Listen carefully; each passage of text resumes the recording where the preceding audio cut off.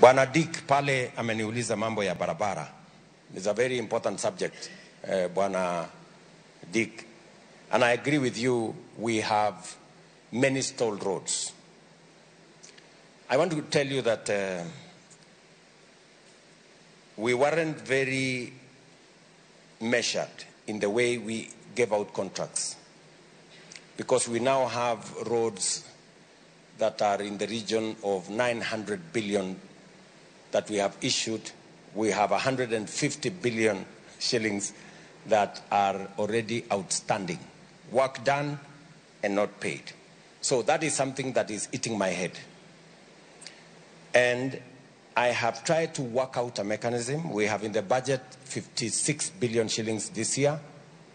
I managed to get about 40 billion shillings from China. I am working with other development partners on how we are going to turn around this road thing.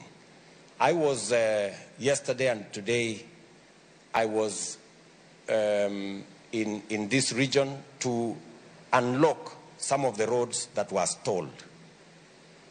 And I want to give you my commitment that all those roads that were stalled, we are not going to start any new roads until we complete the ones that we have already, that are already stalled.